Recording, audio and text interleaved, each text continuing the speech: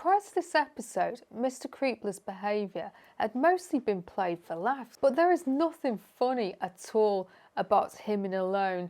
As soon as Ursula gets home, her surly demeanour immediately shifts. There you are! And Sunny! Hi, family! Sorry I'm late. The events of Alone flip her whole character arc beyond recognition. It really pushed the boundaries of what I expected from animated TV shows. I think it's a masterpiece, and I wish there had been more episodes of Moral Orel. Flynn's Arcade. Hello, welcome to Flynn's Arcade. This video is about the Moral Orel episode Alone, which was written by Chris and Dino Stamatopoulos and first broadcast in October 2008. In this video, I will unpack the events of this episode and discuss how they fit in with the wider canon of the show, and describe storylines which are written but were never filmed due to the cancellation of Moral Orel. The episode is notorious amongst fans because it is often blamed by Dino for being the final nail in the coffin for Moral Orel, because as he puts it, he was told by Adult Swim executives that the series was getting too depressing, which led to the show's cancellation. If you've already seen Alone, I'm sure that you'll know what the episode is about, but as a responsible YouTuber, I feel the need to remind people that this episode features the very difficult subjects of SA, trauma from SA, and an unplanned pregnancy resulting from an SA. So, for those of you who are still here, let's explore the shadows.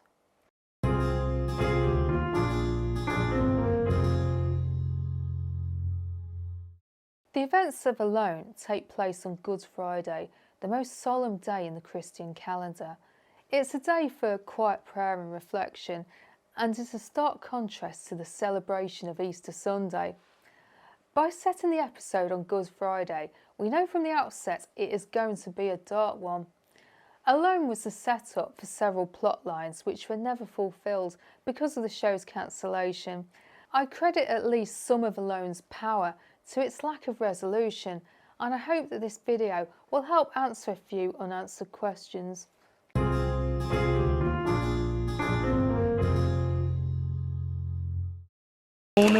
Don't butt me! A few weeks ago, I made a video about Orel's hunting trip with his dad Clay, a hunting trip which went horribly wrong, with Clay going on a drinking binge and seriously injuring his son. The events of Alone take place on the evening before the hunting trip, and here we learn about how some of the other residents of Moralton are spending their Friday night.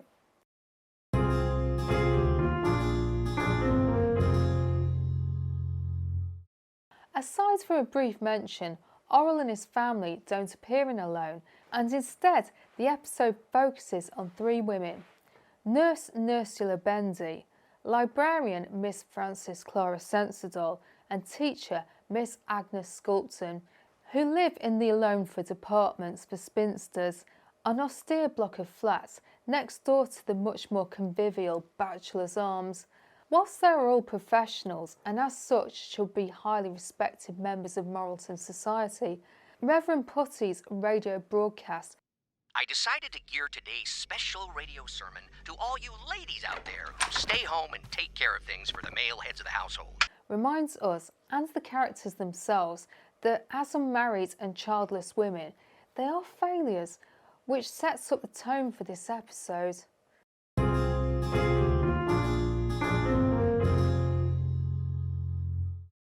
Nurse Bendy works at Dr. Martin Luther's Protestant Hospital and at the Alfred G. Diorama Elementary School, where she is in an adulterous relationship with the unhappily married Principal Norm Fakey.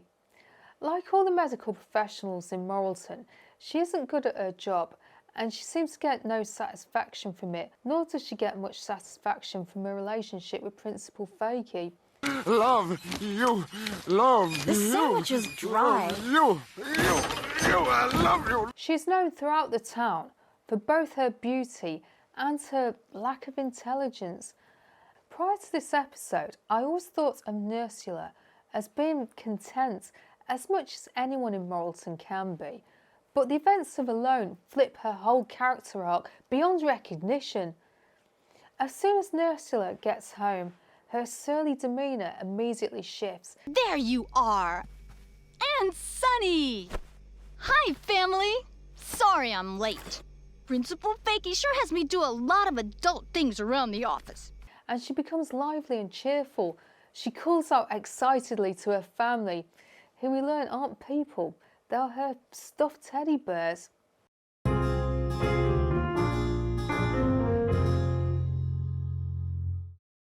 With her blonde hair and white uniform, Ursula appears to be a sexy, confident woman.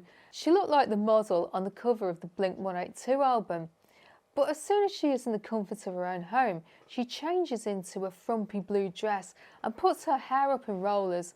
She doesn't like her sexy image and she doesn't like the way people see her. There is even more clarity when she starts to say grace with her family. Dear Lord and Godland, bless this mess of delicious food, and thank you kindly for keeping our joyous family together under this one love-filled roof. In one of the saddest scenes in the whole of Moral Orel, we get to hear her inner thoughts and wishes. We all need people who aren't mean to me, or that don't act like they only care about doing dirty, awful things to you. We need family because they care that I'm a real person who has thoughts of sadness sometimes, along with happy thoughts, or scared or aloneness thoughts. She is very unhappy, and Principal Fakey is taking advantage of her. I feel thoughts of emotions, and I need people to know that. So, thank you for keeping this family in good shape. The end for now. Things go bad to worse for her when her hubby bear falls on top of her in a suggestive fashion, and when milk is splashed in her face, she is horrified that her beloved hubby is treating her in the same way as she's treated by Principal Fakey. The final shot of Ursula is of her curled up in the corner crying. It's a strange experience watching previous episodes after watching alone.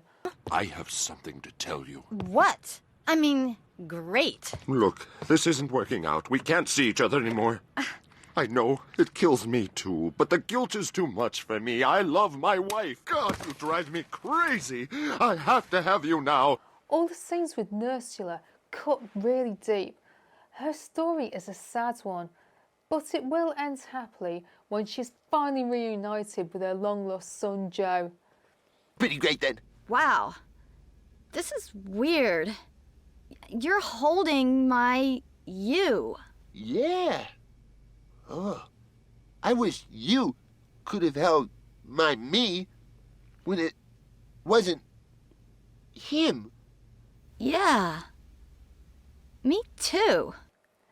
If you're enjoying this video, please could you give it a like and subscribe to the channel if you haven't already. And now on with my deep dive into Alone.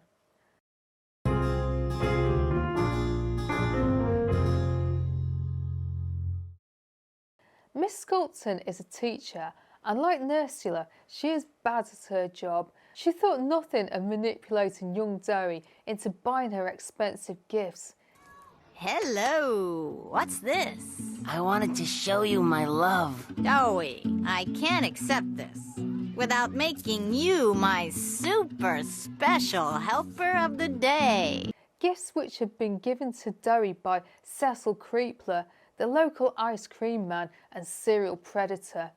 Prior to this episode, Mr. Creepler's behaviour had mostly been played for laughs, especially the time he took Miss Sculpton and Dowie on a romantic trip to Paris in an attempt to persuade Dowie to get into the back of his ice cream van. But there is nothing funny at all about him in Alone.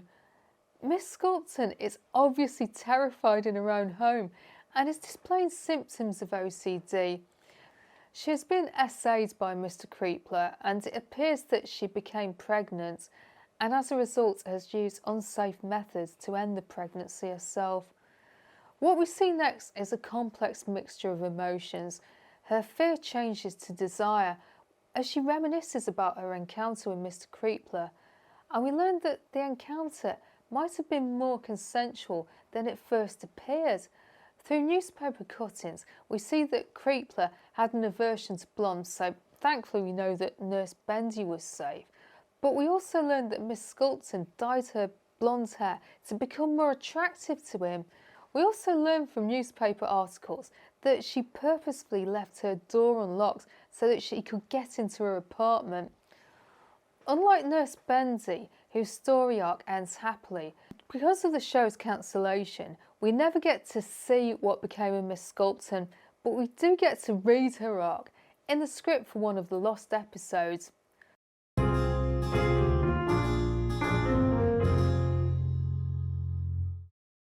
On the Moral Orel wiki, link in the description, you can find the script for the lost episode, which Dino posted on his MySpace page after the show was cancelled. It has the very YouTube unfriendly title of Raped. Here Miss Sculpton finds out that she's pregnant, most likely as a result of her encounter with Creepler. It explains on the Moral Orel wiki that Miss Sculpton had originally been carrying twins, but she'd only managed to end one of the pregnancies.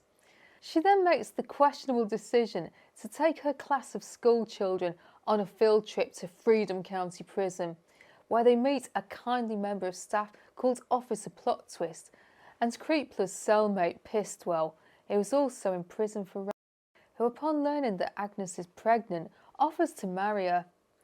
She initially rejects his offer, but has a change of heart, and she returns to the prison wearing a wedding dress, but Pistwell decides not to go through with the wedding.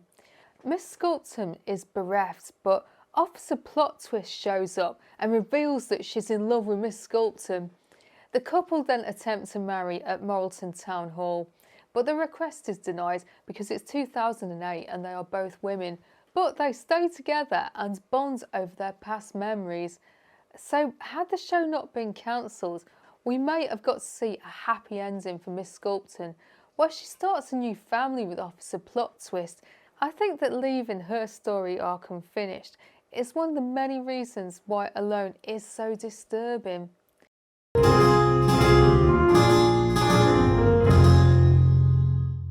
Miss Frances Clara Sensidol works at the Thomas Bowdler Library and has a weird fascination with eggs.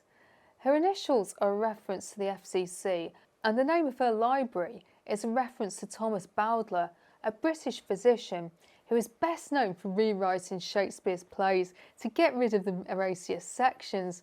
This act of cultural vandalism meant that his name was immortalised with the term Bowdlerism, a synonym for censorship. Because of her compulsion to Bowdlerise pretty much everything, Miss Censordoll is very poorly suited to being a librarian. Hello, boys. I'm just making a list of books. Special books. Because she's way more likely to burn books than loan them out to readers. But because of her protests and letter writing campaigns, she's easily the most influential woman in the whole of Moralton. Miss Censordoll's hair, dress sense and old-fashioned attitude makes her read as a much older woman, but she's actually 40 years old, about the same age as Clay and Blaberta. In this episode we learn the reason for her obsession with eggs and for her weathered appearance. For reasons, her mum had her ovaries removed as a baby. Well, then what good was relieving me of my reproductive parts if I cannot be an expert on the matter? I was an infant when I had them. I was an infant when you had them removed. And Miss Sensidol and the rest of Moralton are forever suffering as a result of her mum's terrible decision-making. Yes, me. I am matriarch of Moralton. Unlike Ursula and Agnes, who are having a very bleak time, Miss Censordoll is triumphant in this episode. She's playing everyone in Moralton like a tambourine. She has a model of Moralton in her living room, which she uses to plan her next moves. Phonicrops, Sensidol. What's your plan B? Don't worry about the mayor. He'll soon be in my back pocket, I assure you that. And it's heavily implied that had the show continued, she would have managed to either oust Clay as mayor or managed to control him and become the power behind the throne. A terrifying prospect, because as awful as Clay is, the idea of an ideologue like Miss Censordoll controlling a town is too horrible to even imagine.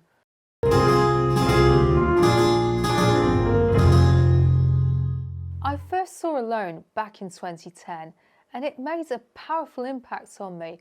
I couldn't stop thinking about it for a very long time. It really pushed the boundaries of what I expected from animated TV shows. I think it's a masterpiece and I wish there had been more episodes of Moral Orel.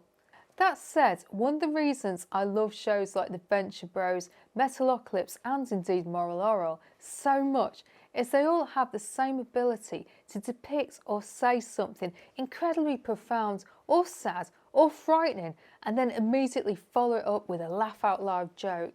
Whilst there is some dark comedy in Alone, such as Miss Sculpton's newspaper articles or Miss Censordoll's rants. Yes, yes, I'll finally at long last allow you to gaze upon my cursed virtue. Heathen. Quite dry. It isn't anywhere near as funny as some of the other episodes of Moral Orel. Even Nature or The Best Christmas Ever had their moments, but this episode is seriously lacking in levity. So much so that I couldn't bring myself to re-watch it until like a few months ago.